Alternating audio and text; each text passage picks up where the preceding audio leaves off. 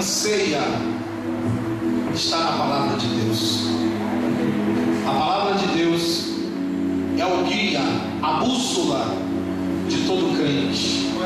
Não existe um guia melhor do que a Bíblia Sagrada. Se você tem uma Bíblia, por favor, pegue a sua Bíblia agora e vamos ler, todos nós, a palavra de Deus. Abra comigo sua Bíblia, Salmos de Davi.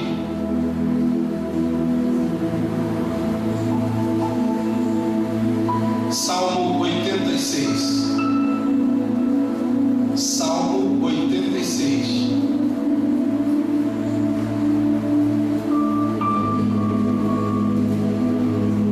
Salmos 86. Por gentileza, eu queria que todos ficassem de pé, por favor. Menos as pessoas que estão segurando criança. Quem estiver segurando criança pode ficar sentado. Se você não estiver, fique de pé, por gentileza, em reverência à palavra do Senhor. Amém? Salmo 86. Quantos acharam? Confirme dizendo amém. Amém. Diz assim a palavra santa do Senhor. Eu leio os ímpares e vocês os pares, e assim sucessivamente. Inclina, Senhor, os teus ouvidos e ouve, porque estou necessitado e aflito. 2. Guarda minha alma, pois sou santo. Peraí. Eu pedi para ler todos juntos em voz alta. Mesmo que a tradução da sua Bíblia seja diferente, leia em voz alta, por favor. 2. Guarda minha alma, pois sou santo. Ó Deus meu, salva o teu servo, quem te confia. Tem misericórdia de mim, ó Senhor, pois a ti clamo todo dia. Pois a ti, Senhor, levanta a minha alma. Versículo 4, 5. Pois tu, Senhor, és bom e pronto a perdoar, e abundante em benignidade para aqueles que te invocam. Dá ouvido, Senhor, a minha oração, e atende a voz das minhas súplicas. No dia da minha angústia, clamarei a ti, porquanto tu me respondes. Entre os deuses não há semelhante a ti, Senhor, nem há obras como as tuas. Versículo de número 7. Todas as nações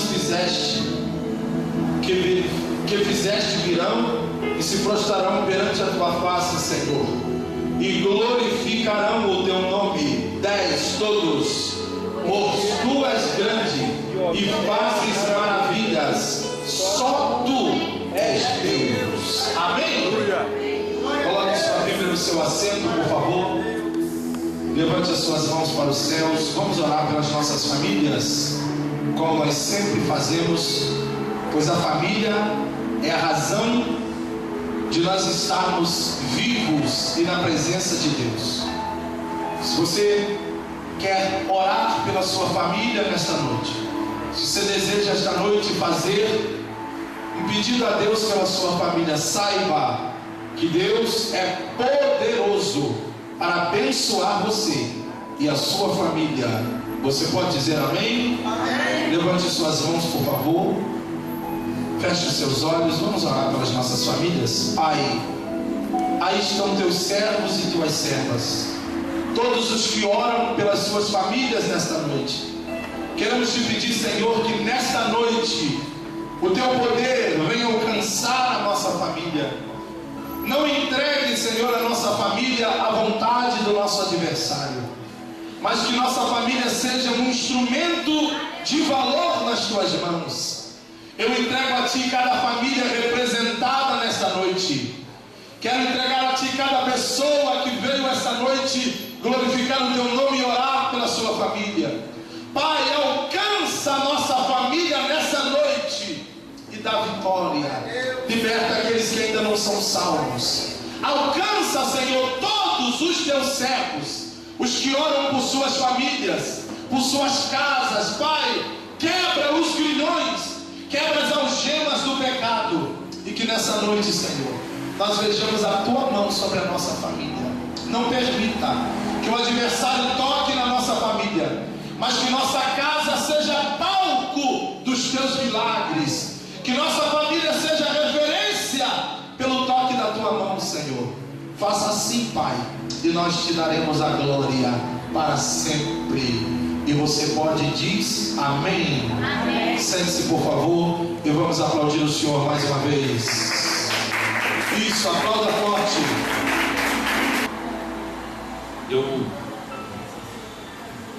Só deixa eu estar aqui melhor. Eu separei uma palavra hoje que eu gostaria de compartilhar com a igreja, que fica no livro de Jó, por incrível que pareça, sobre dizer que Deus faz tudo certo por linhas certas. Você citou Jó, eu tinha preparado realmente algo. Livro de Jó, por favor, capítulo 2, versículo 9.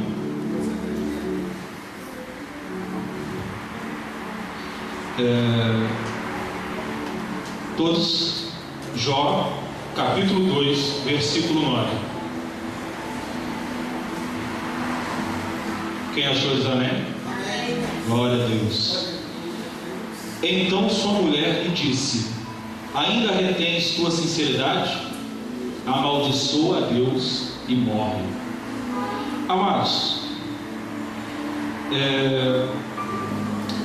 essa semana tivemos, na quinta-feira para ser mais exato, um debate muito interessante. Quem ficou acordado até tarde, não sei, se viu na Rede Globo, referente ao que é passado na televisão brasileira pela Globo, né? E infelizmente, que eu até citei o pastor, né, eles inventaram de chamar o Silas Malafaia para participar disso. E aí eu fiquei pensando, né? Bom, pelo menos, né, era vantagem para a gente, porque você e Deus é a maioria, né? Glória a Deus. E assim, como dá para perceber, o diabo está massacrando as famílias. E aí esse texto eu vou citar, na verdade, para chamar a atenção da gente referente à família. Eu costumo sempre tocar nesse assunto, porque realmente é o que anda acontecendo. Se nós se atentarmos um pouco mais, o diabo anda tentando destruir isso, porque é o que nos faz forte, é a família. Então eu vou falar, na verdade, sobre o relacionamento familiar, as bases disso, né? E tudo isso baseado na história de Jó, né? Para quem tiver a oportunidade de ler a história de Jó, Jó era um homem que seguia, como o pastor citou, os preceitos de Deus. Ele ouvia falar de Deus. E aí, os filhos do homem, na presença do Senhor, junto aos filhos do homem, apareceu Satanás. E aí Deus chamou a atenção para Satanás, para aquele homem, para a vida daquele homem, e falou para Satanás: olha, meu servo Jó, esse eu tenho apraz em sua vida, é fiel, ele só ouviu falar de mim, mas é fiel. E aí Satanás diz: claro, ele tem boa casa, boa família, bons filhos, é fácil fazer isso, deixa eu tocar na vida dele, como é que ele não vai blasfemar na sua face? E aí Deus autorizou a Satanás a fazer isso, falou: vá, só não pode tocar nele. Eu queria enfatizar essa parte: só não pode tocar nele. E Satanás, com a autorização de Deus, veio à terra e começou a varrer a vida de Jó. E ele atacou o primeiro pilar, que eu considero importante para as famílias hoje em dia, que é financeiro. Ele usou os vizinhos de Jó para roubar tudo que ele tinha. Riqueza naquela época, quem puder se aprofundar um pouco mais, gado, ovelha, pasto, terra, tudo isso. E os vizinhos roubaram tudo, perderam tudo, sem dinheiro. O segundo ponto: o conforto e a segurança. Sem dinheiro não tem serva, sem dinheiro não tem estrutura, sem dinheiro tudo fica mais difícil. Pelo menos essa é a visão que a gente tem dentro de casa às vezes. Fala: Senhor, misericórdia, né? E não bastasse, ele tocou nos filhos. Amado, Jó tinha 10 filhos. Diz a Bíblia que veio um vento do deserto e derrubou a casa. E na casa havia os 10 filhos de Jó. Morreram todos os 10. Eu fico imaginando o seguinte: eu tenho uma. Os irmãos que tiverem filhos devem compartilhar o mesmo pensamento que eu, que como deve ser grande para um pai perder um filho. Eu acho que essa dor é tão grande que a gente pode até perceber que não tem termo. Se a gente procurar dicionário, qualquer outra coisa, quem perde o marido é viúva, quem perde os pais é órfão, mas quem perde um filho não tem termo. E engraçado que isso até para uma outra palavra da coisa, Deus deu a nós seu único filho, mas isso é uma outra palavra. Para a gente ter a noção disso, quão grande é o amor, né? E quão doloroso deve ser. E aí, continuando nos pilares, eu vou para a fé comum. Se um relacionamento, se um casamento não tem uma fé comum, se os dois não servem a Deus, a gente passa a ter um problema, porque imagina como é que deve ser dentro dessa casa, né?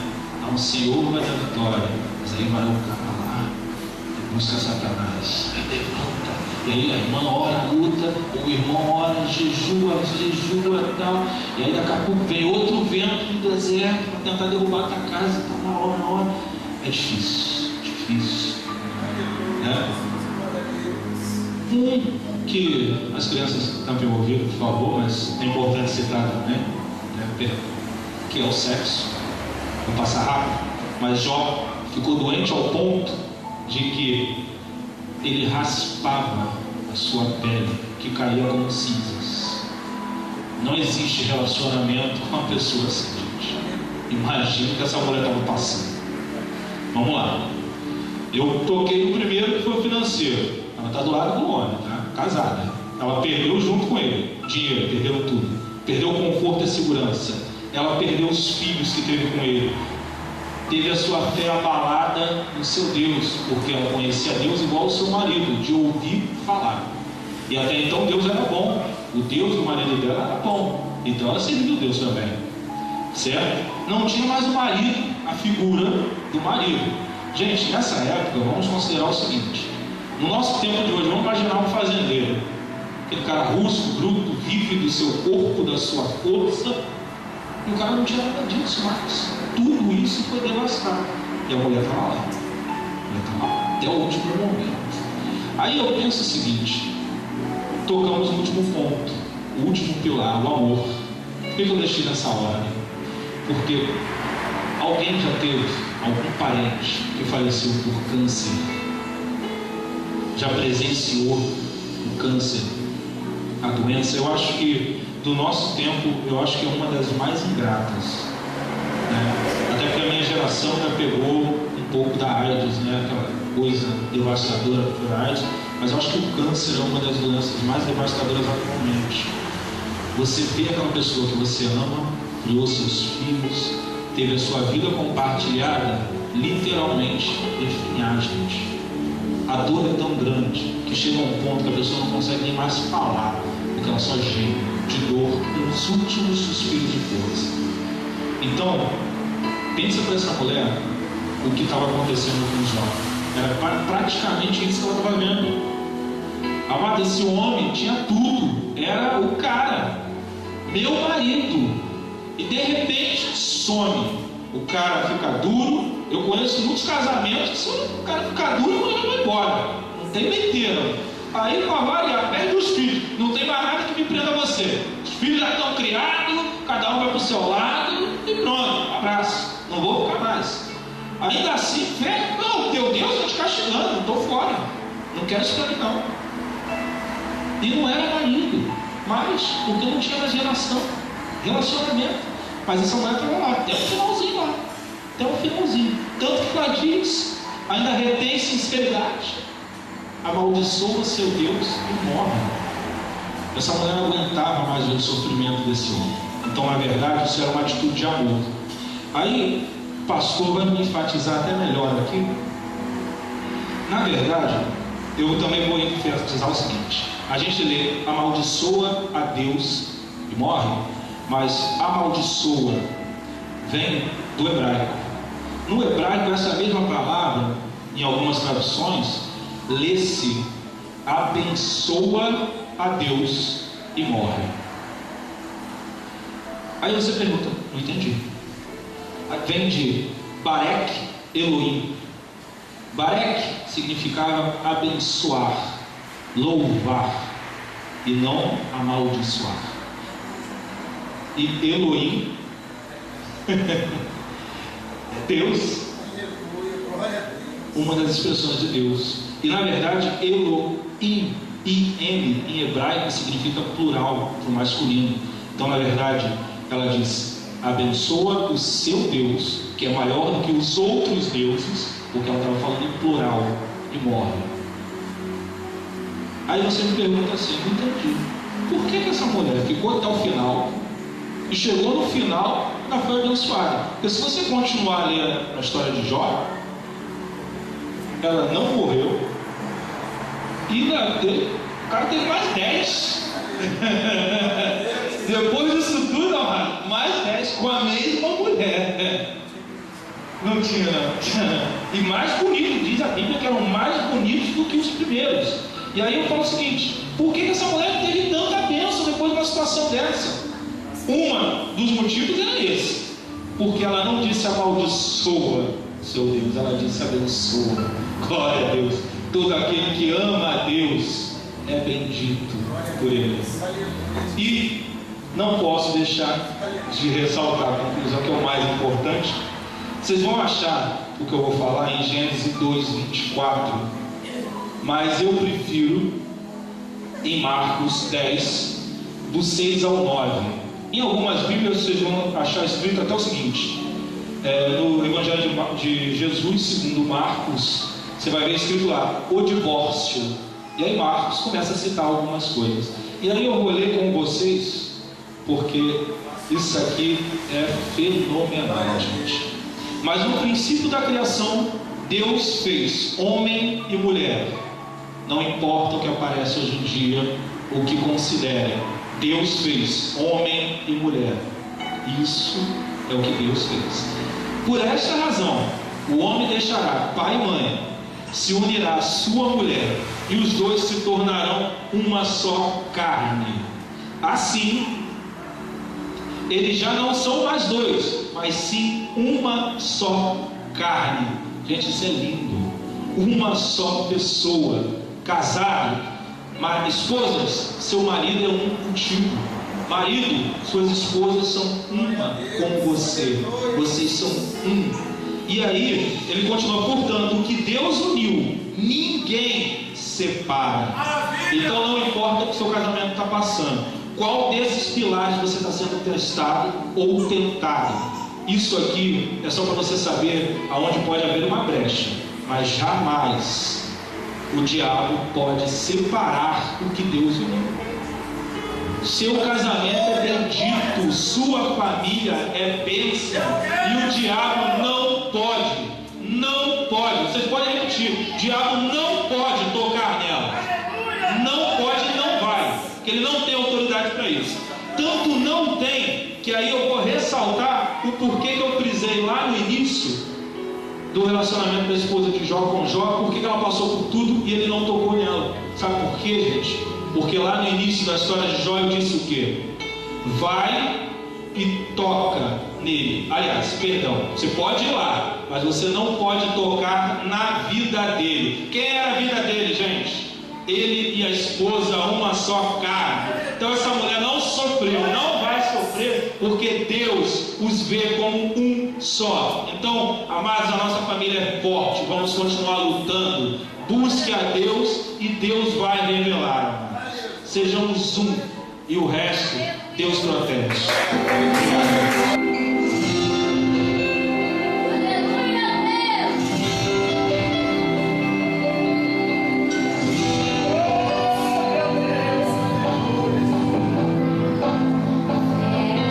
Cercarão,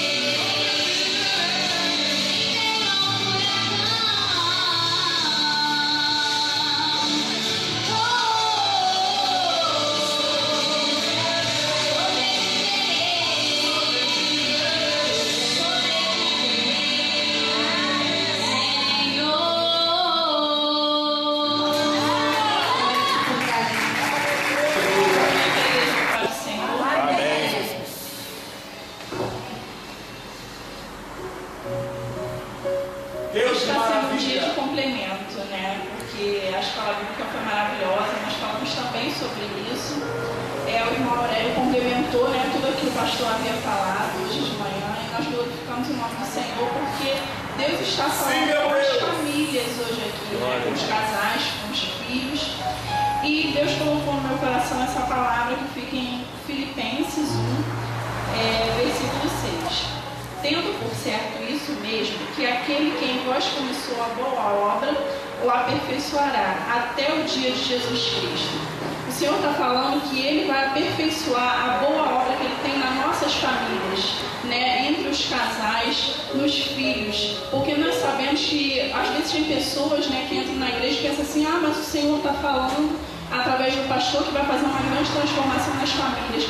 É porque o pastor não conhece a minha família, não sabe o que eu estou passando, não sabe as dificuldades, não sabe como, né, é o meu marido, ou a minha esposa, ou meus filhos. Só que Deus conhece o coração. E se Deus está dizendo que Ele vai aperfeiçoar a boa obra na família de cada um de nós, Ele vai aperfeiçoar. Porque Ele pode. Nós servimos a um Deus que pode todas as coisas. E se Ele falou que Ele vai aperfeiçoar, que Ele vai modificar, que Ele vai converter, que Ele vai libertar, Ele vai. Eu tenho essa promessa na minha vida, tenho essa convicção, que assim como eu vi o meu esposo se convertendo, que era um católico roxo, não gostava de crente, e o meu Deus falou para mim que Ele ia trazer, que Ele ia colocar ele sentado ao meu lado, numa igreja evangélica, e que ele seria um pregador da palavra do Senhor, e assim Ele está cumprindo. Eu creio que assim toda a família dele irá também, né? E que na família de cada um isso também vai se cumprir, porque o Senhor tem promessa não só na minha vida, mas tem promessa na vida de cada um de nós aqui. Às vezes Ele ainda não revelou, porque Deus às vezes se cala por algo, né? Porque a gente sabe que o Senhor faz do jeito que Ele quer, e como Ele faz está bem feito. Mas Deus tem falado isso para as famílias em geral, e se Ele prometeu, Ele vai cumprir. Glória. Eu agradeço a minha oportunidade, em nome de Jesus.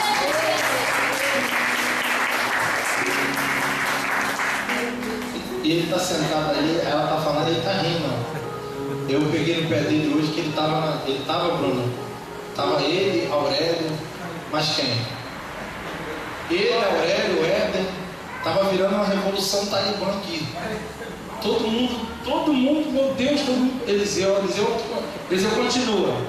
continua no estado de lama. Ah, Eliseu, continua. Aí ele tirou a barba hoje, tirou o bigode, tirou tudo. Não radicalizou igual o irmão Aurélio, que ficou igual o Paulo, careca, sem nenhum cabelo na cabeça. Aí chegou na semana passada, o bigode tinha um infarto. Eu falei, menino, o que é isso? Ele falou, não, porque eu fui lá, o barbeiro errou. Eu não vou contar para ele que fui eu que liguei pro barbeiro, né? Tá bom? Mas é uma bênção. Eu, desde a primeira vez que eu ouvi o William, que o Senhor tinha me dito que tinha uma grande obra na vida dele. Aleluia. Isso é muito bom para nós vermos Deus trabalhar na vida dos nossos familiares. Amém? Deus está presente. Glória a Deus, Senhor. Irmãos, papai do Senhor, amém? Motivo de muita alegria poder estar hoje na presença do Senhor. Eu peço aos irmãos perdão pela minha ausência, por motivo de muitas das vezes cansaço. Nós colocamos desculpa para vir na casa do Senhor, né, irmãos? Porque às vezes para outro lugar a gente pode estar cansado que a gente vai, mas para vir para a casa de Deus às vezes nós colocamos empecilho. Mas hoje eu joguei por terra isso. Aleluia! Você não tem poder sobre a minha vida, Satanás. E Deus não tem poder. Aleluia! Escute. Se alguém tentar te humilhar porque és crente e crê em Deus, não dê ouvidos.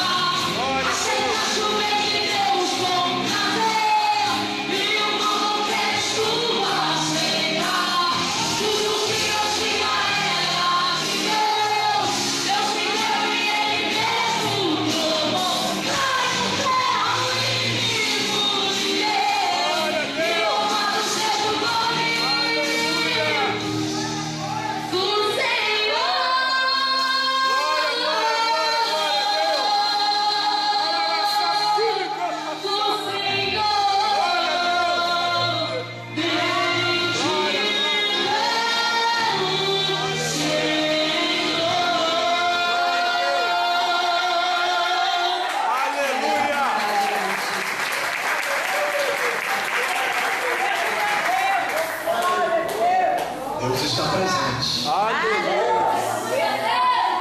Aleluia.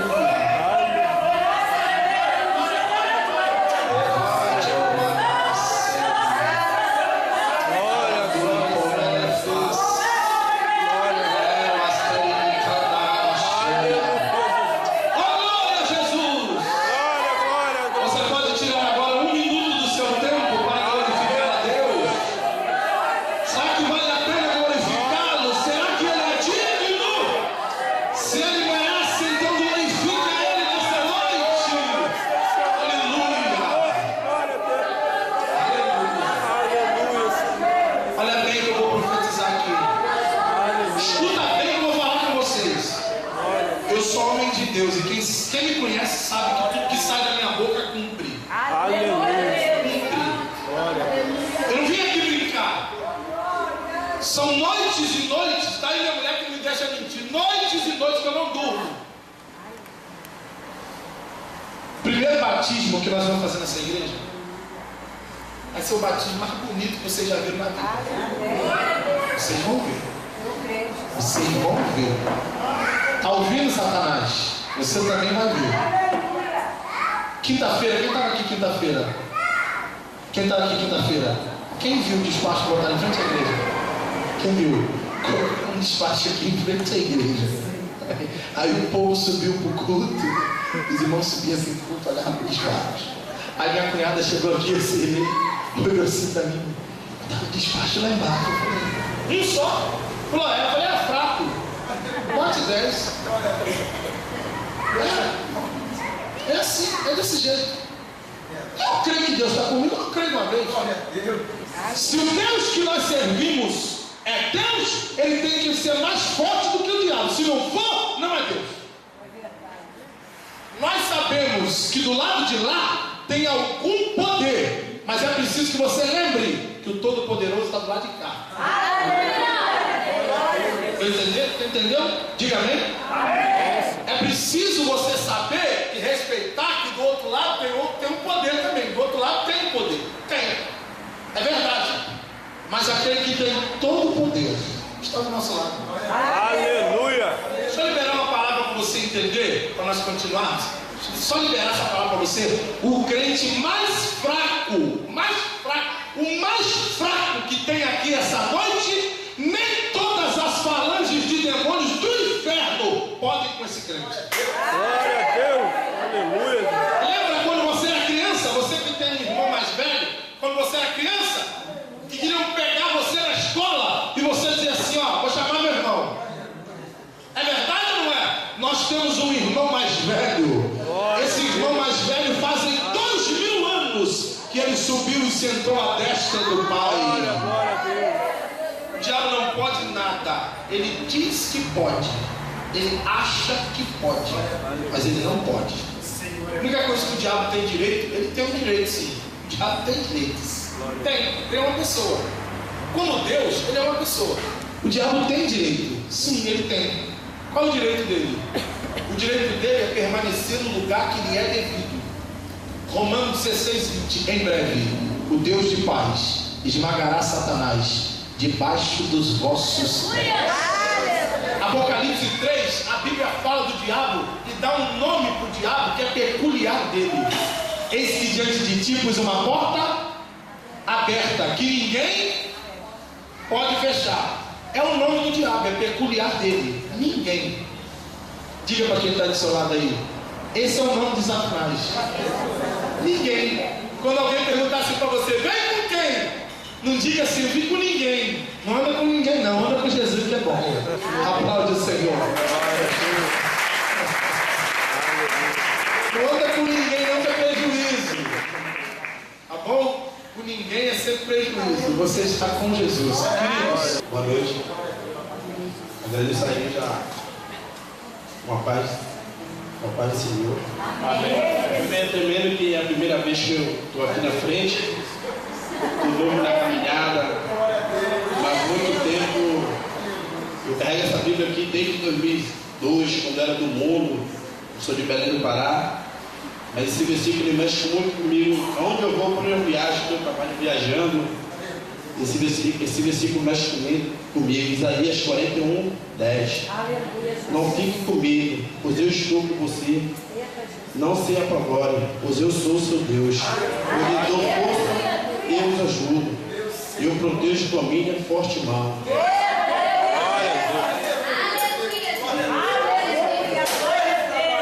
Aleluia. Quando a irmã estava chorando aqui, eu fiquei pensando sobre a minha vida com a Gilmara. Por toda a luta que eu passo aqui, eu já passei. E hoje parece que foi um dia muito importante aqui na escola. O pastor perguntou até casado. Falou para todo mundo na luta resolvendo os documentos. E eu resolvi falar para minha esposa que nós temos que casar também. Nessa vida de pecado, porque a gente fica nessa, o diabo luta contra a nossa família mesmo. Eu passo muita luta por causa disso. E Deus me deu um filho muito importante na minha vida, que está mexendo por toda a minha vida. Eu agradeço a Pai, todo mundo aqui me ajuda em oração. Amém.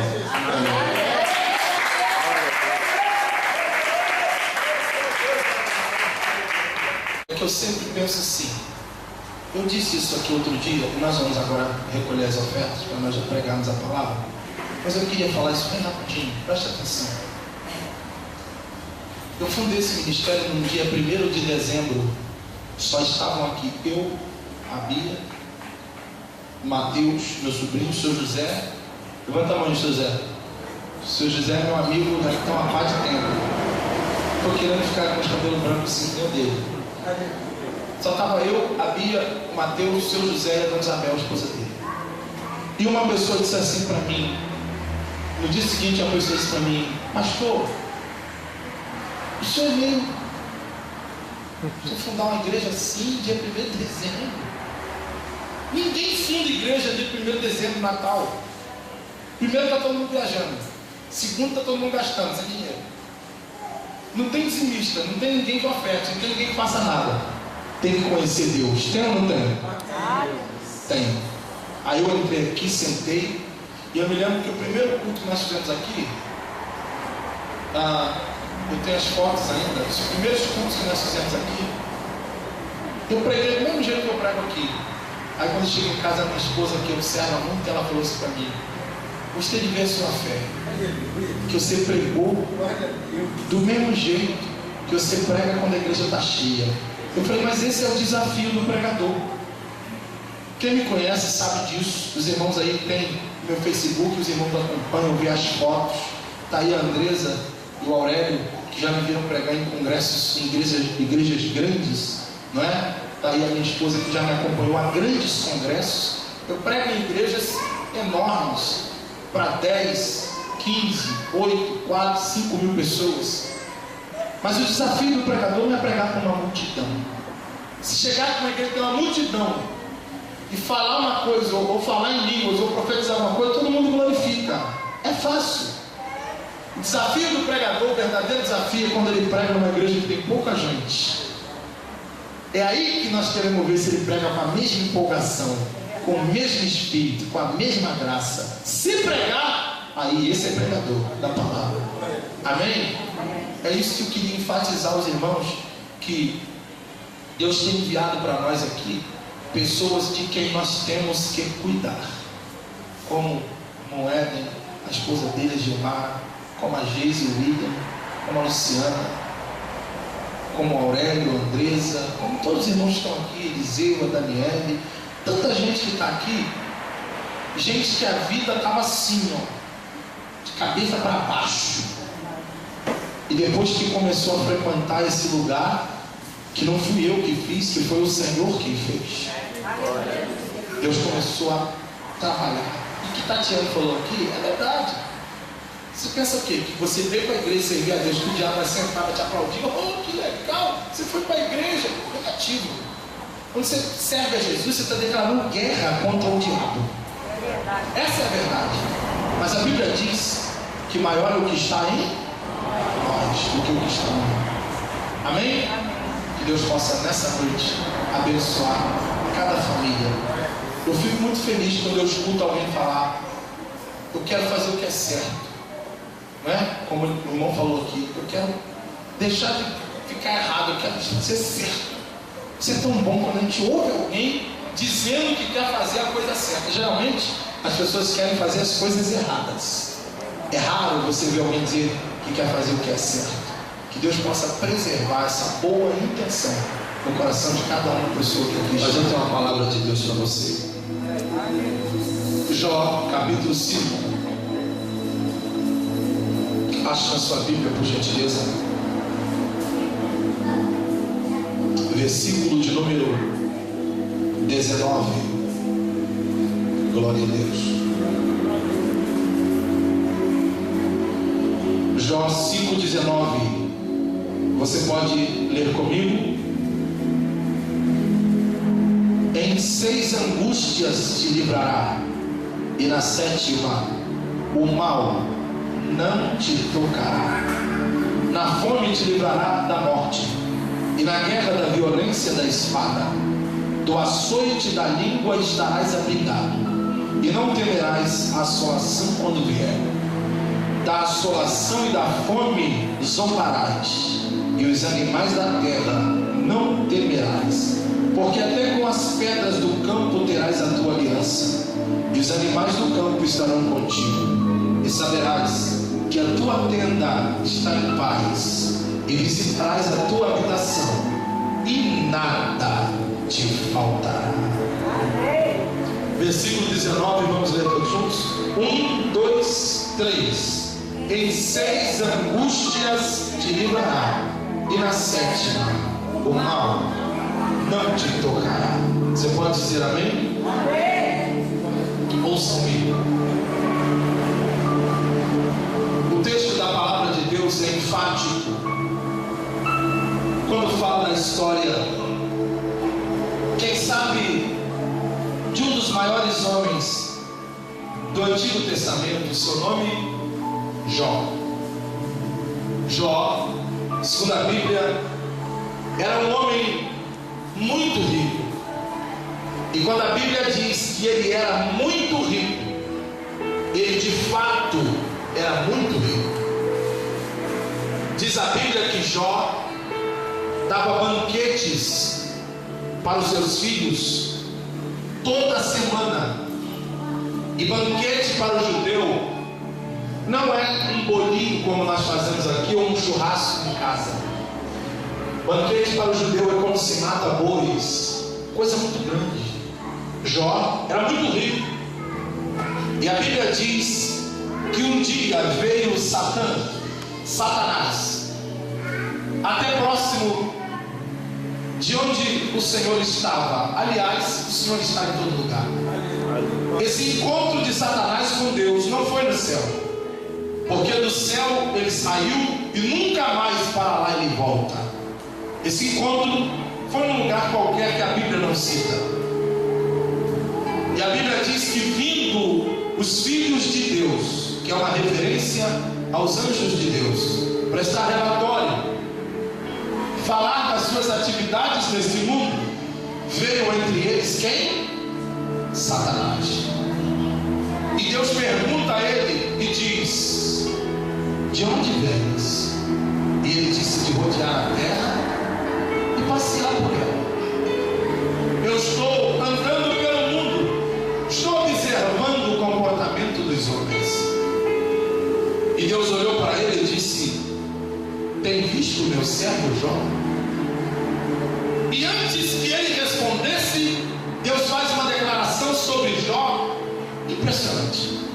Deus diz: ninguém há na terra como ele.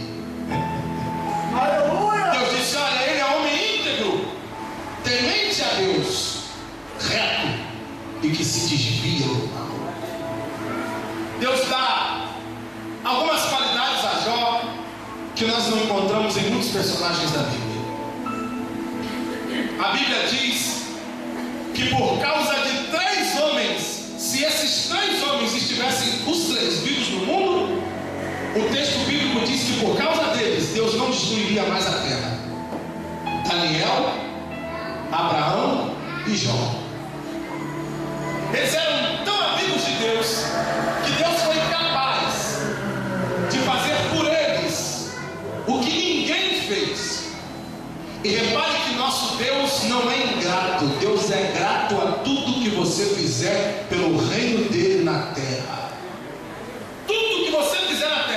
Deus é grato, Ele agradece. Embora Ele não precise, porque Ele é dono de todas as coisas, mas Ele agradece porque Ele é um Deus justo. Ninguém nunca vai poder processar Deus, porque Deus não deve nada a ninguém. Ele é Deus. Tudo que você faz, retorna para você em forma de bênção. Então veja como Deus é grato. Abraão foi amigo de Deus a tal ponto de desprezar o amor que ele tinha pelo seu filho para obedecer a ordem de Deus. E lá na eternidade Deus resolveu agradecer. Imagine que um dia Deus reúne os anjos e diz: eu tive uma ideia. E os anjos dizem: mas que ideia? Se você não tem grandes ideias. Mas que ideia? Deus disse: eu resolvi fazer uma homenagem a um grande amigo que eu tenho. Talvez algum anjo deve ter perguntado a Deus: mas que homenagem é essa? Deus disse: eu resolvi construir um lugar para que quando os meus servos morram, eles não fiquem vagando, eles descansem num lugar de paz. Aí Deus disse: eu tive uma ideia mais esplêndida ainda. Para homenagear meu amigo Abraão, colocarei o nome deste lugar de Seio de Abraão. Deus é grato. Deus é grato. Deus é grato. Ele é tão grato que Ele está agradecido por você ter vindo aqui esta noite. Jó, quantas angústias nós vemos na vida de Jó. Jó passou por situações que pessoas comuns, pessoas normais, não suportariam. Queria lhe fazer uma pergunta: você já foi ao enterro onde um pai enterra seu filho? Você já foi? Alguém já foi? Já foi ao enterro que um pai está enterrando o filho? Você viu a agonia do pai, a agonia da mãe quando enterra um filho? Imagine Jó, ele chega na sala da sua casa e recebe a notícia que seus 10 filhos tinham morrido. Imagine ele chegar na sala de casa e ver 10 caixões na sala da sua casa. Como foi a sensação dele? Imagine alguém que é fiel a Deus, que tem a Deus, que faz tudo que Deus manda, que não se desviou, que é dizimista fiel, ofertante fiel, está na igreja, batizado, toma ceia. Imagine 10 filhos. 10. Não foi um, foram 10. Além dos 10, perdeu todos os bens. É como se ele fosse o Bill Gates da época. Perdeu tudo, da noite para o dia, tudo foi embora. E alguém chega para Jó e diz: Jó, eu tenho uma notícia para te dar. Você está pobre, você não tem mais dinheiro. E ele ainda diz: tudo bem, eu não tenho mais dinheiro, mas está tudo tranquilo. E alguém diz: Jó, mas não é só isso. Você também não tem mais família. Sua família morreu todos. Só sobrou sua mulher. E a Bíblia diz que ele rasga suas vestes em sinal de protesto, não contra Deus, contra a sua própria natureza. Porque com certeza, Luiz, ele teve vontade de reclamar, ele teve vontade de murmurar, de blasfemar contra Deus, mas ele se conteve.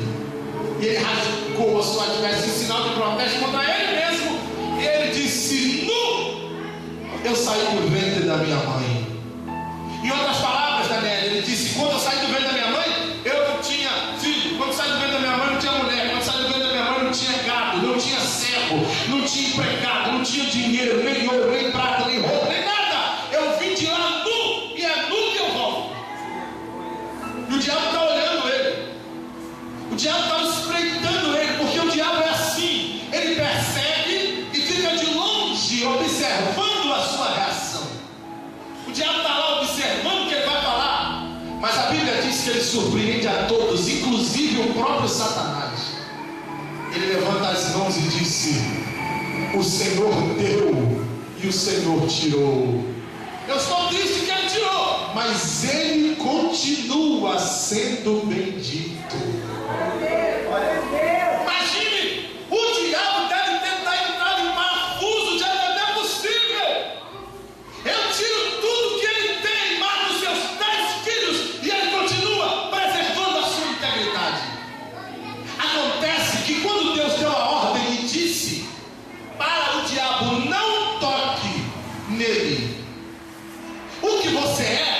é isso aqui não, ó.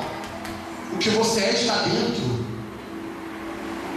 Ser é uma entidade invisível que habita num corpo de carne. Isso é ser. O ser é um ente invisível que habita num corpo material. Você não é o que está aparentemente mostrado. Você é o que está dentro. Se quem está dentro morre, o corpo morre. Então, quando Deus deu ordem e disse: não toque nele, o diabo podia tocar no que Jó tinha, mas nunca poderia tocar no que ele era. Repita isso profeticamente nessa pessoa que está do seu lado. Diga: o diabo um dia, se Deus permitir, pode até tocar no que você tem. Diga: mas ele nunca, diga com fé, nunca tocará no que você é. Aleluia. Aleluia. Ele chega na sua casa e ele está lá, naquela situação tão terrível. E ele continua o texto e ele escreve. Tem uma parte do livro de Jó que ele diz assim: que me pese Deus nas suas balanças, e se eu tiver feito alguma coisa que não devia, que Deus me mate, e que minha mulher se case com outro, e meus bens sejam dados a outro. Ele fala claramente, ele manda Deus pesar ele na balança. Só que o que ele estava passando não dependia dele. A briga não era entre ele, a briga era entre Deus e o diabo. Deus não fez o que fez e não permitiu o que permitiu com Jó por causa de Jó. Ele sabia que Jó era fiel. Ele permitiu por causa do diabo, para que o diabo visse e para que quem estivesse em volta visse a fidelidade dele a Deus. Detalhe: Jó tinha 3 amigos. Quantos amigos? Quantos? Cada um deles era 3 vezes mais rico do que Jó. Cada um deles. Mas a Bíblia diz que o último estado dele foi tão terrível, que a Bíblia diz que Deus lhe devolveu 4 vezes tudo que ele possuía. O primeiro estado, ele era menos rico, era rico, muito rico, mas menos do que seus amigos. O último estado, ele ficou 10 vezes mais ricos do que todos os seus amigos juntos. E a Bíblia diz que quando Deus restaurou a sorte de Jó, ele veio, estava em casa, e a Bíblia diz: então seus amigos vieram e o consolaram da sua dor e se condoeram com ele. Até aqueles que acham que são mais do que você, quando Deus te honrar, eles vão ser obrigados a fazer a volta e voltar para reconhecer que Deus é Deus na sua vida. Tem muita gente que está dizendo: isso aí, ó, não vai dar certo não, é fogo de palha, vai na igreja agora, daqui a pouco sai. Eu profetizo para você em nome de Jesus, essa gente vai morder a língua. Deus vai fazer na sua vida o que nem você mesmo espera. Eu entreguei minha vida para Jesus, de verdade, de fato. Um colega meu, colega de farra, de bagunça, de vida torta, chegou para mim e disse: aí, eu quero ver se você fica na igreja 1 ano. Eu olhei para ele e disse: eu vou ser pastor e ainda vou batizar você. E ele falou: eu não duvido. Eu disse: nunca duvide do que sai da boca de um servo de Deus. Para a glória de Deus, em 2010 eu batizei esse camarada. E quando eu cheguei no tanque do batismo para batizar ele, melhor, no Rio, foi lá em Amazonas. Quando eu fui batizar ele, quando ele estava dentro da água, eu coloquei as mãos, e o pastor, ele faz uma confissão de fé, né? Você confessa que Jesus Cristo é o Salvador, que Ele é o único Senhor da sua vida, que Ele morreu, que Ele nasceu de uma mulher virgem, cresceu, viveu, morreu, ressuscitou e sentou à direita de Deus? Você confessa isto? Aí ele disse: eu confesso. Eu falei: então, diante dos anjos, de todas essas testemunhas que assistem, e diante de Deus e de Jesus Cristo, seu Filho, pela autoridade que é me dada, eu te batizo em nome do Pai, do Filho e do Espírito Santo. Quando eu ia colocar ele na água, ele endureceu o corpo. Eu falei: o que houve, homem? Ele olhou para mim e disse: eu lembrei agora que um dia você falou que ia me batizar. Aí quando eu batizei ele, que tirei ele da água, ele já saiu da água falando em línguas estranhas. Aleluia, Deus! Jesus faz isso. Coisas que nem você mesmo espera, Deus vai fazer na sua vida. Talvez você diga, pastor, mas eu sou uma pessoa muito difícil. O senhor não sabe quem eu sou. Eu sou uma pessoa complicada. Jesus tinha muitas pessoas complicadas no seu ministério. O pior deles era Pedro. E quando Jesus ressuscita, olha o que Jesus diz, Andresa: vão e digam aos meus irmãos. Aí Jesus diz: e a Pedro, que eu ressuscitei. Jesus gostava de Pedro. Ele era o pior discípulo que Jesus tinha. Ele não valia o peixe que ele pescava. Mas Jesus olhou para ele e disse: esse aí é o pior de todos, mas será o maior de todos os apóstolos. Depois de Paulo, Pedro é o maior. A Bíblia diz que ele era tão cheio do Espírito Santo que até a sua sombra, quando ele chegava nas cidades, as pessoas dizem, Bruno, o texto bíblico diz que colocava as pessoas contra a posição do sol, para que quando ele passasse, só sua sombra tocasse nas pessoas, e a Bíblia diz que as enfermidades fugiam e os demônios se retiravam. Veja quem era esse homem.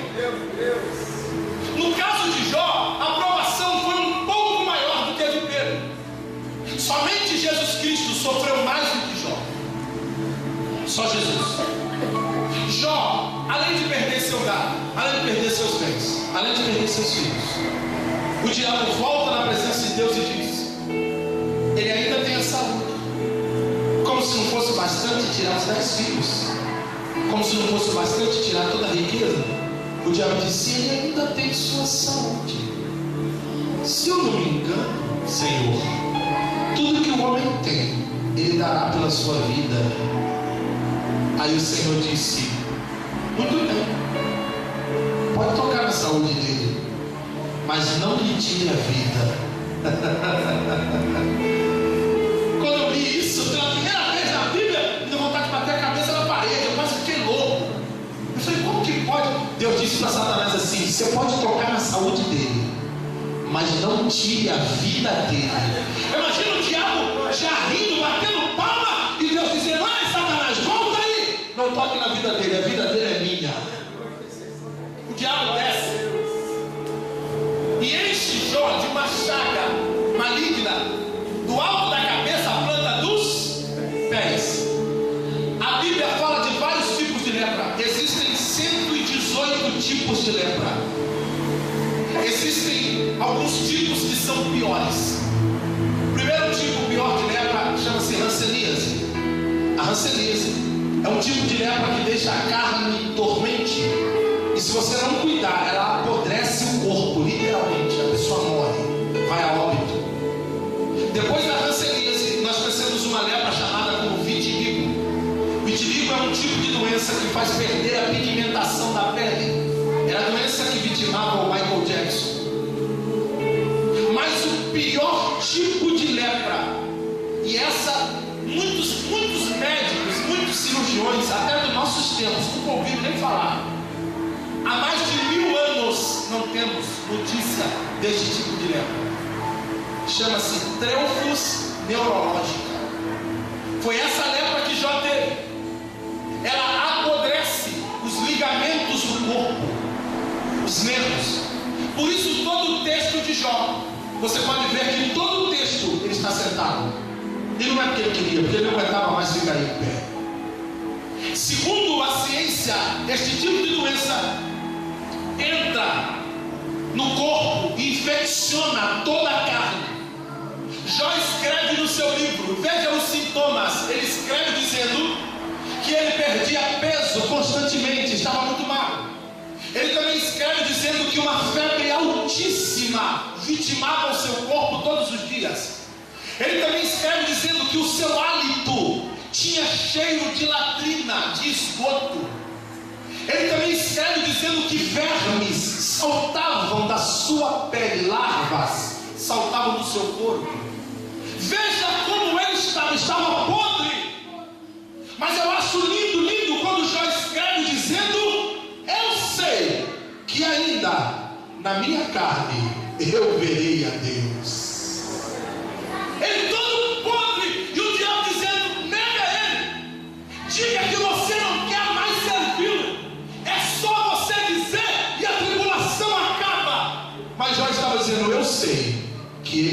vive. Eu sei que ele vive. Engraçado que quando Jó está naquele inteirinho, quando ele está naquela aprovação tão grande, a Bíblia diz, eu falei isso aqui outro dia, que ele raspava o seu corpo com um caco de telha. Sabe onde Jó estava? A Bíblia diz que ele estava sentado, José, num monturo. Sabe o que é monturo? É lixo. Levaram ele para fora da cidade, porque ele não podia ficar na cidade, era costume. O leproso era considerado imundo, maldito. Ele passa todos aqueles dias, sentado no monturo, no lixo. Mas veja que aquele caco de telha estava no lixo. Agora repare, quantas vezes ele passou pelo caco de telha e nunca deu importância. Ele passou pelo caco de telha várias vezes e não deu importância. O caco de telha estava lá. E quantas vezes ele pisou naquele caco de telha, passou por aquele monturo de lixo e ele nunca ia imaginar que era o caco de telha que iria aliviar a dor nas feridas. Sabe o que é o caco de telha? É aquele que nós pensamos que nunca vai ajudar.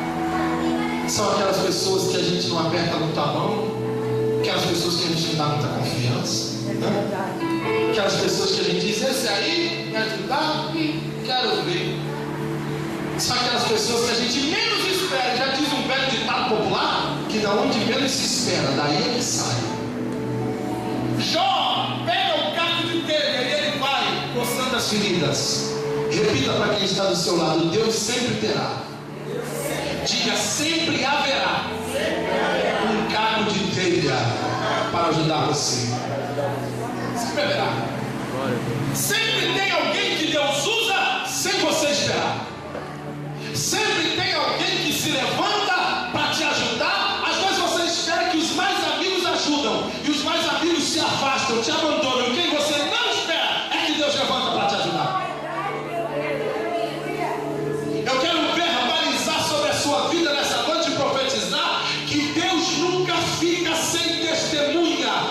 Em todo o tempo da sua vida, Deus sempre tem uma testemunha fiel que ficará ao seu lado para te ajudar. Sempre tem alguém que Deus levanta. Sempre. Nós nunca estamos sós. Já passou aquela época da sua vida que você pensou assim, dessa vez eu me escapo. Você já viveu essa época?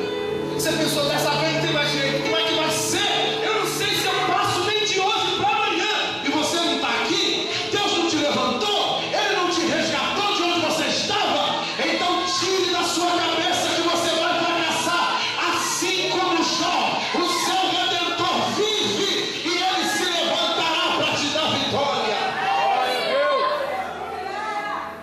Deus sempre faz o que nós não esperamos. Sempre, sempre, sempre, sempre. Eu me lembro que eu estava no centro de Madureira, em frente ao shopping de Madureira. E eu observei que tinha um rapaz sentado, bem vestido, olha para mim, bem vestido, de terno, com uma Bíblia. E eu passei por ele para ir para o shopping e falei, a paz do Senhor. Ele falou, a paz, irmão. Sentado no meio fio. Quando eu cheguei na porta do shopping, Bruno, minhas pernas travaram. E Deus me disse, volta lá, dá R$50 a ele e chama ele para almoçar. Eu falei, volto não. Volto mesmo. Não volto nada. Cidadão bem vestido, com a Bíblia na mão, bem vestido. Vou pagar um almoço para ele, dar R$50 para ele. Eu falei, Jesus, ele vai me xingar. Ele vai dizer, o senhor está pensando que eu sou o quê? E Deus falou no meu coração, qual foi a vez que eu falei para você fazer alguma coisa e não garantiu o que eu falo? Eu falei, nunca. E o Espírito falou no meu coração e disse, volta lá. Eu falei, eu não vou voltar. O Senhor falou, volta lá. Você não vai entrar nesse shopping. Volte lá agora. Eu voltei, meio sem jeito. Eu falei, irmão. Ele falou, oi. Eu falei, a paz. Ele falou, a paz. Você que agora há pouco te deu a paz. Você não repara? é que eu tenho um negócio para te dar. Ele falou, para mim? Eu falei, é. Ele levantou, ficou em pé, eu falei, ele te chamou no bolso e falou, eu queria te dar. O dinheiro que Deus mandou te dar é pouco, mas Deus mandou te dar exatamente isso. E Deus falou para você não gastar. Deus disse, dá o dinheiro para ele, diz aí para não gastar. Deus me disse para te dar esse dinheiro, para não gastar. E Deus mandou eu te convidar para almoçar. Aquele irmão começou a chorar. Mas ele chorava tanto. Você já viu uma pessoa chorando de soluçar? Alguém já viu? Ele baixou a cabeça e chorava muito. Eu fiquei olhando para ele e disse, por que chora? Ele falou, pastor, eu sou um pregador da palavra. Eu vim do interior da Paraíba, porque Deus me mandou vir para o Rio de Janeiro. Eu não tenho emprego, não tenho família, não tenho casa, moro de favor. Fui pregar hoje numa consagração, só tinha dinheiro na vida. Aleluia.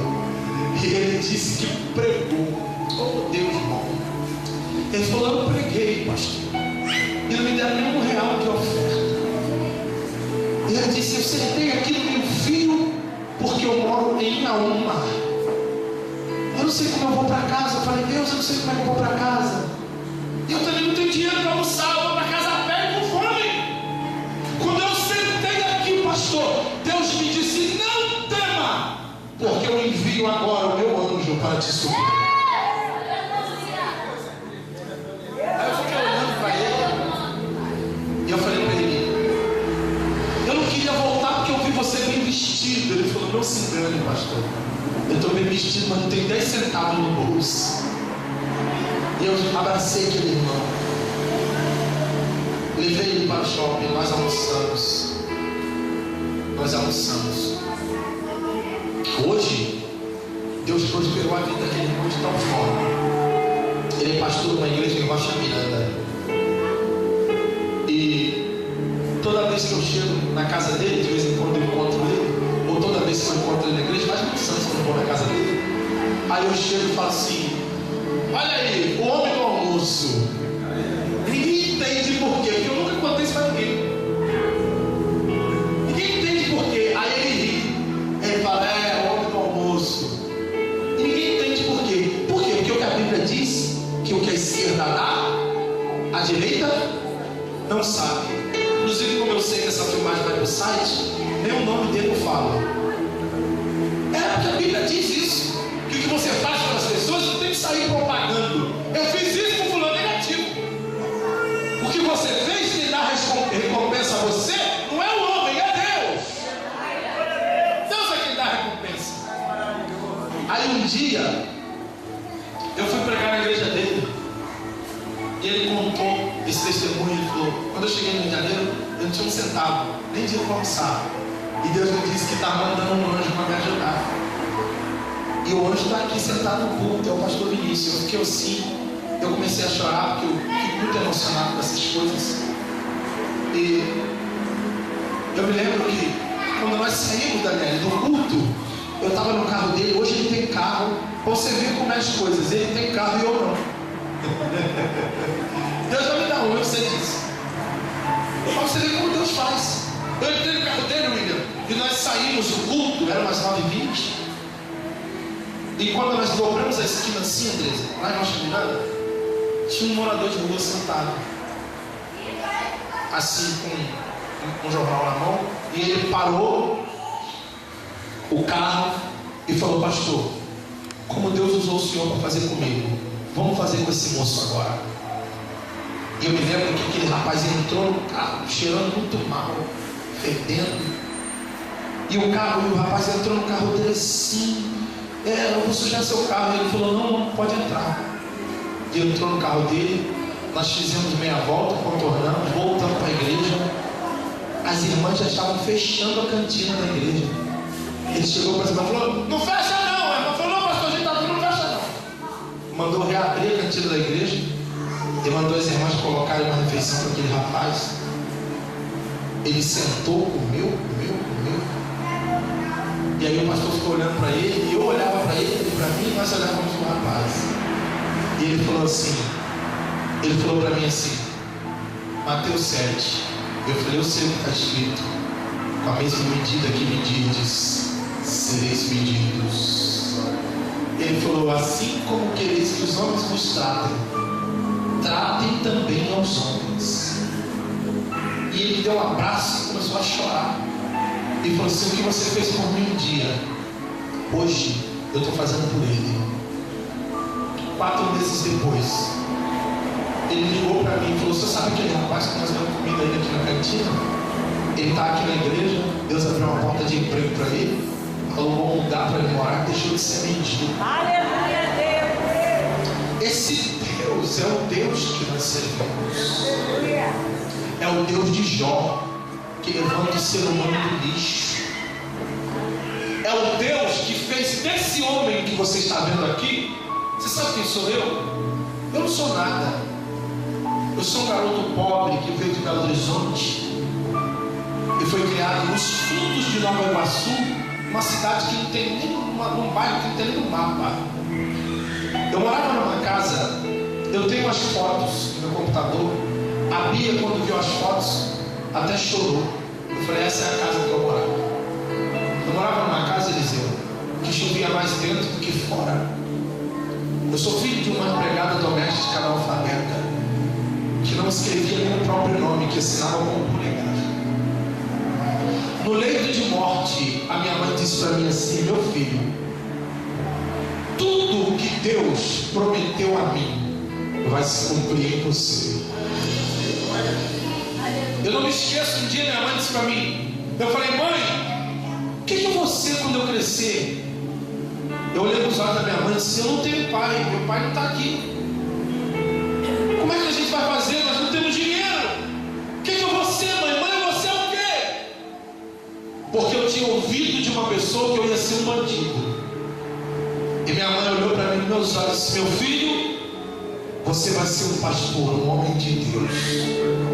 E ela disse, os mesmos que dizem que você vai ser um bandido, esses mesmos vão pedir oração para você. Aleluia, Deus! Aleluia! Vão pedir oração. Eu me lembro que no Natal eu comprei, nós fizemos um amigo oculto na igreja, e eu comprei um presente muito baratinho, muito barato. Não tinha dinheiro. Comprar aquele presente já foi um sacrifício. Eu comprei um par de meias para um coleguinha meu da igreja. Eu era do grupo dos adolescentes. E quando eu fui dar o presente a ele, ele abriu o presente e fez aquela cara de desenho. E alguém perguntou para ele, e aí, gostou do presente? Ele falou, pobre só pode dar isso mesmo. Eu ouvi ele falar, fiquei quieto, não respondi. Quem me conhece sabe que eu sou muito incisivo. Eu sou incisivo para defender as pessoas. Para defender meus irmãos, eu até brigo. Pode perguntar, meus irmãos que estão aqui sabem. Minhas ovelhas, meus irmãos em Cristo, se falar mal do meu Jesus e dos meus irmãos em Cristo, tem briga. Eu brigo por causa dos meus irmãos. Mas no que se refere a mim, daí minha esposa que sabe. Eu fui desacatado de uma forma dentro da igreja por um pastor. E ela falou para mim, você não disse nada. E eu disse, não disse nada. Ele vai voltar para me pedir perdão. Eu sou um homem de Deus. Não deu um mês, ele voltou para me pedir perdão. Eu disse, um Deus vivo. Eu fiquei quieto, não disse nada. Eu me lembro que a mãe daquele rapaz, daquele garoto, dizia assim, não quero você brincando com essa gente. Larga a mão de andar com essa gente, que essa gente não presta, essa gente que vai em favela, essa gente que não mora bem, que não estuda, que não tem isso, que não tem aquilo, criado sem pai, não quero que você se misture com ele. Eu escutei ela falando em voz alta, na frente do portão.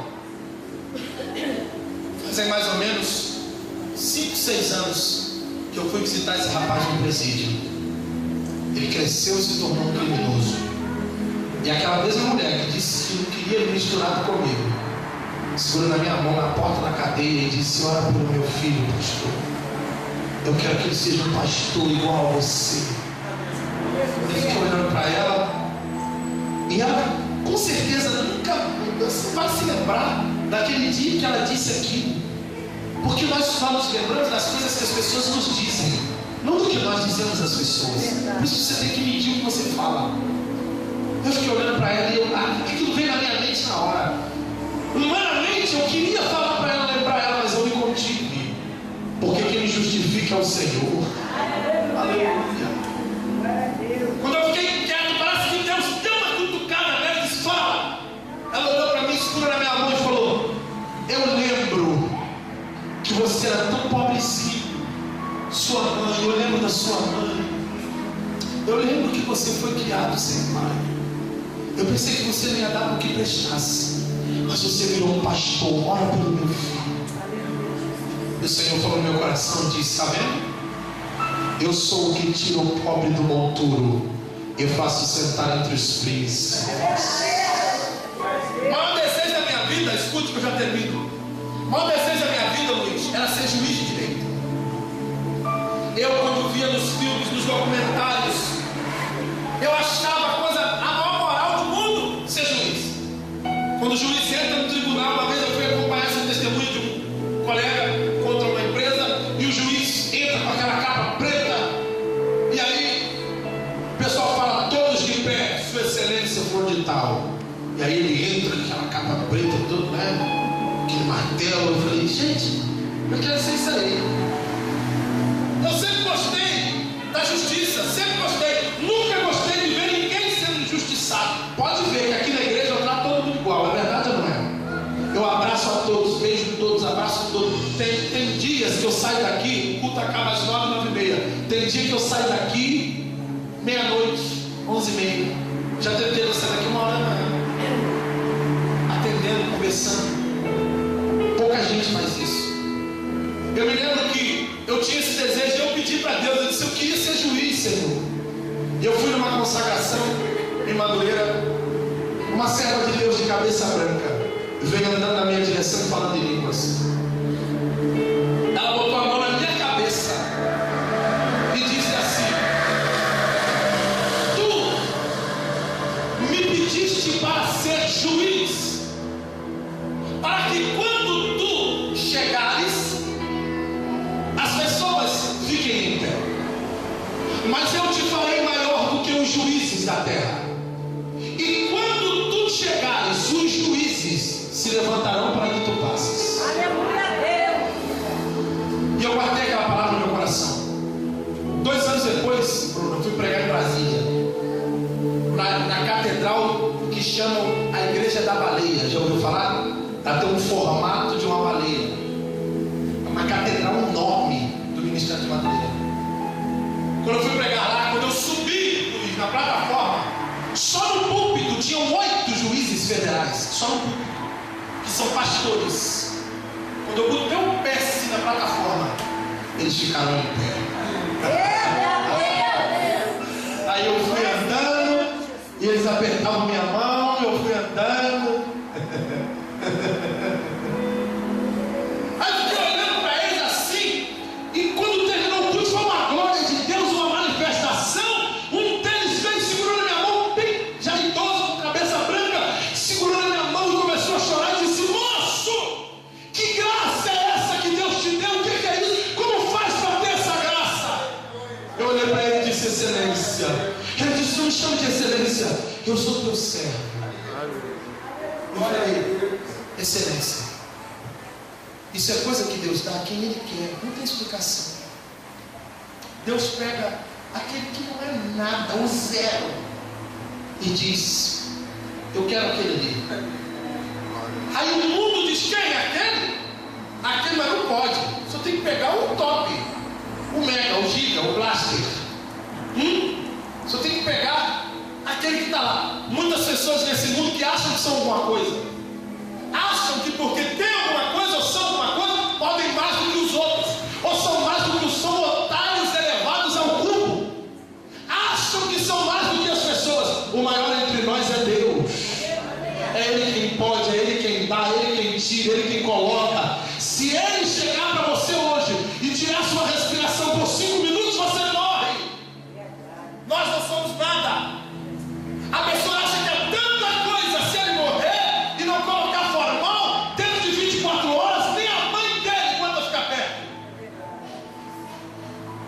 que nós somos: pó, cinza. Tem um hino antigo da Chile Carvalhais que diz poeira. Tudo é poeira. Por que você está se preocupando com a pessoa que te persegue? Quem te persegue vai tratar com Deus, não é com você. Todos são pó, o resto é pó. O Deus que nós servimos é que está acima de todas as coisas. Fiquemos de pé, por favor. Aleluia.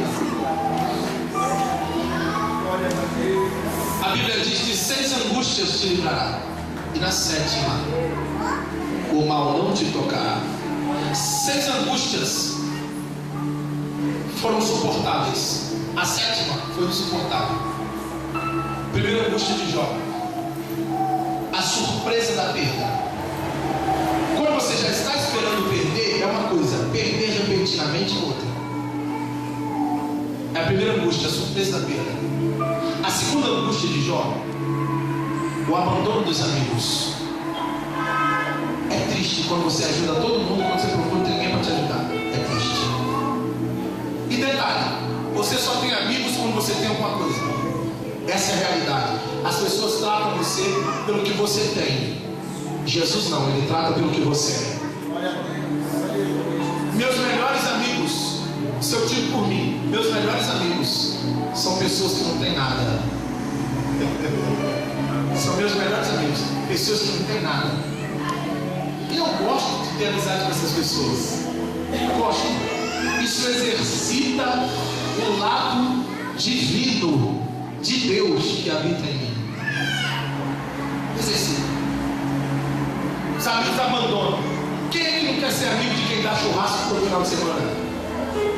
Quem não quer ser amigo de quem anda num carrão? Quem não quer ser amigo, irmão Patrícia, de quem é famoso? Sai no Face, no Instagram, toda hora. Quem quer ser? Todos. Difícil mesmo é provar sua fidelidade a um amigo que não tem nada. Aquele amigo que não tem nem para ele, quem dirá para você. É com esses amigos que é difícil provar a fidelidade. A terceira angústia de Jó, a Bíblia diz que ele perdeu seus bens.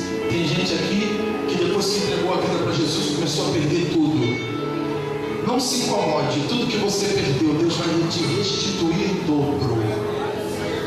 Pastor, mas o que eu tinha? Você disse muito bem, o que você tinha não tem mais. Tudo que você tem agora é sua própria vida e nem ela é sua, porque já pertence a Jesus.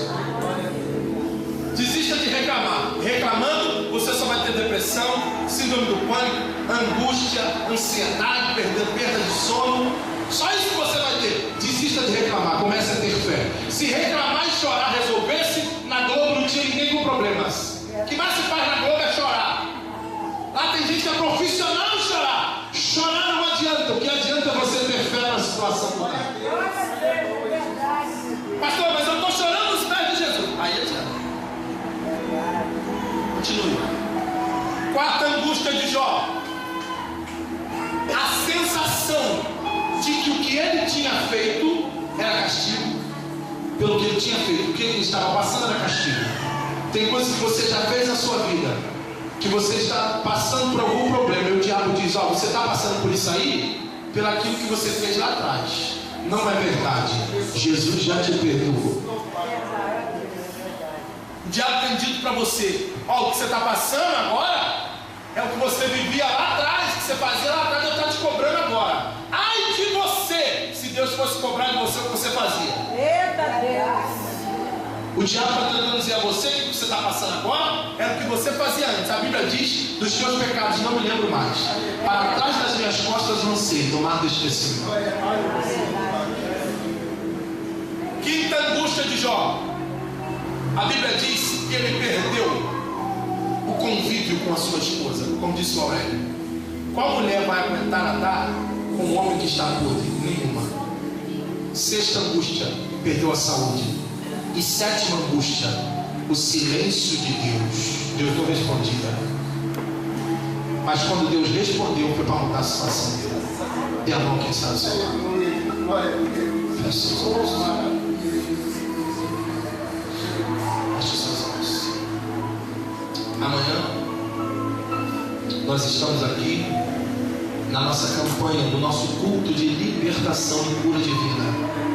Na campanha Mostra-me um Sinal. Salmo 86, 17. Mostra-me um sinal do teu favor, para que os que me odeiam vejam a tua glória e saibam que tu me ajuntaste e consolaste. Então vem amanhã fazer essa campanha conosco. Deus vai te dar vitória. Deus vai te dar vitória.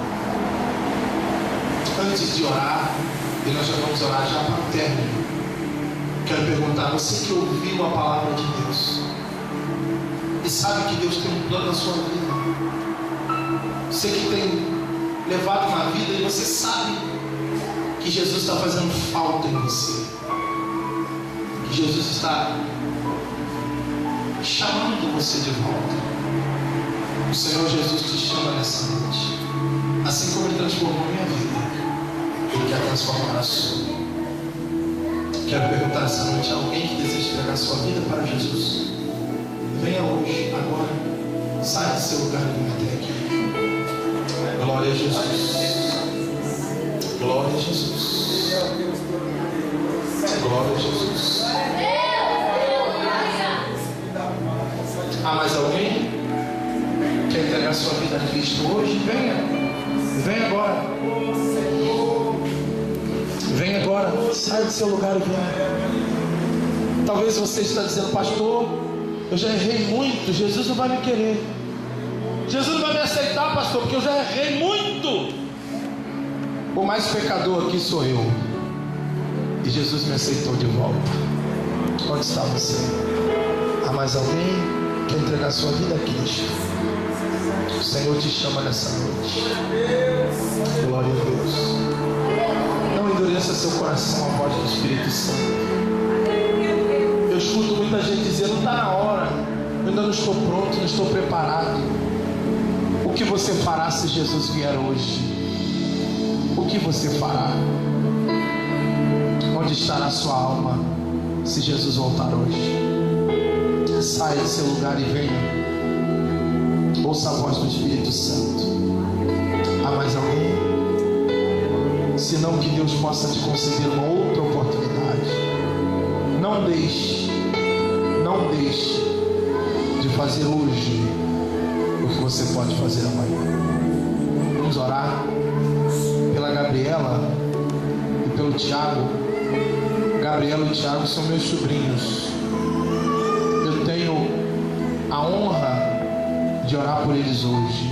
Gabriela é filha da minha cunhada Kátia, e o Tiago, esse rapaz abençoado, que é meu irmão duas vezes, meu irmão em Cristo e meu irmão de armas. Militar também. Vamos orar pelo Tiago, pela Gabriela. Estenda as suas mãos. Pai, aqui estão, Senhor, a Gabriela e o Tiago. Eu os entrego a Ti agora. Agora, Senhor, eles estão aos Teus cuidados. Nunca mais eles andarão sozinhos, porque o Senhor andará com eles todo o tempo da sua vida. Nunca mais eles estarão sós, porque Deus tem uma obra na vida deles. Eu sei, Senhor, que Tu tens um plano perfeito para eles. Abençoa suas vidas. Liberta, Senhor, agora, de uma vez por todas. Liberta eles de todo mal, de tudo que não é Teu. Eu profetizo agora que seja rompida nesta noite toda ligação, Senhor, que a Gabriela e o Tiago têm com o mundo das trevas. Seja rompida agora no nome e no sangue de Jesus toda ligação, Senhor, que esta família tem com as trevas. Pai, liberta esta moça. Eu tenho orado por ela e Tu sabes quão grande é a fúria do inimigo sobre ela. Quantas vezes o diabo já tentou levar a Gabriela, Senhor, mas ele não pode, porque ela é Tua. Eu profetizo sobre ela a vitória. Que o Teu nome seja glorificado. Abençoa ela e dê a ela do Teu poder. Passa Teu sangue sobre eles. Perdoa seus pecados. Escreve seu nome no livro da vida, para que eles tenham entrada no céu garantida pelos portais de pérola. Em nome de Jesus, eu rogo a Ti e a Ti eu agradeço. Amém. Todos façam silêncio, por favor. Só a Gabriela e o Thiago, a mão direita assim, ó. Vocês repetem. Vou falar aqui, vocês repetem. Voz alta. Diga assim: Senhor Jesus, eu, espontânea vontade, confesso, Tu és meu único, exclusivo Senhor e Salvador, para a glória de Deus, nosso Pai. Amém. Ninguém confessa que Jesus é Senhor se não for pelo Espírito Santo. Deus te abençoe, tá? Deus te abençoe.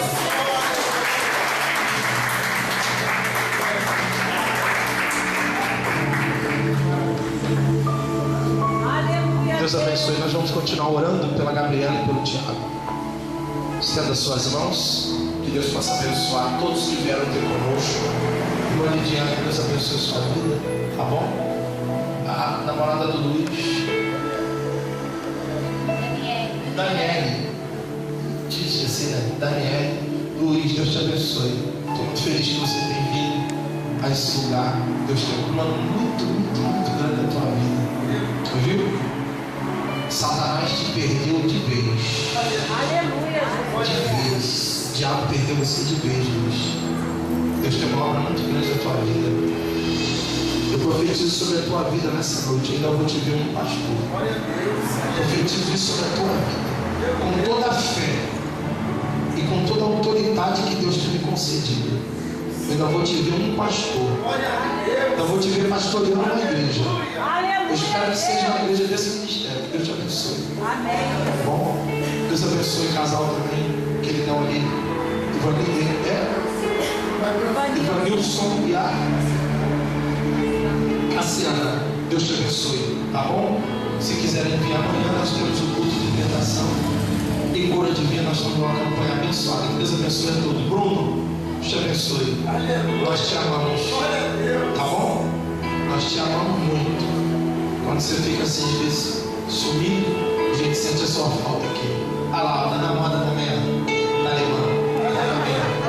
Te abençoe. Vou pegar esse povo. Eu vou pegar esse povo e fazer a barra deles. Tô brincando. Aqui nós não pregamos isso não. Tá bom? Aqui nós não pregamos roupa, nós não pregamos aqui cabelo, não pregamos nada disso aqui. Aqui a gente prega Jesus. É Ele quem transforma. Amém? Feche os seus olhos, estenda as suas mãos. Receba a bênção apostólica. Dona Lídia, eu amo a senhora. Viu? Só amor no meu coração. Deus abençoe. Senhor, leva o teu povo em paz. Despede-nos em paz para a tua glória. Seja conosco. Leva, Senhor, em paz o teu povo. E abençoa cada pessoa que aqui está. Nos dá um culto abençoado amanhã. Obrigado, Senhor, porque nesta noite tu salvaste 2 almas. Te louvamos pela tua palavra, pelos louvores, pelos testemunhos que foram dados aqui. Te louvamos. Abençoa nossos amigos na internet, nossos amigos que estão nos assistindo via online, estão navegando agora, Senhor, no site. Eu te peço, abençoa eles e dê vitória. Leva-nos em paz, guarda-nos dos perigos e de todo mal. Que assim seja, em nome de Jesus. Estenda suas mãos, por favor, e curva a sua cabeça e receba a bênção apostólica em nome de Jesus. Que o grande amor de Deus, nosso Pai, a graça salvadora de nosso Senhor Jesus Cristo e as doces consolações do Santo Espírito permaneça com os fiéis que aguardam uma vida do Senhor, não só hoje, mas para sempre. Digamos todos.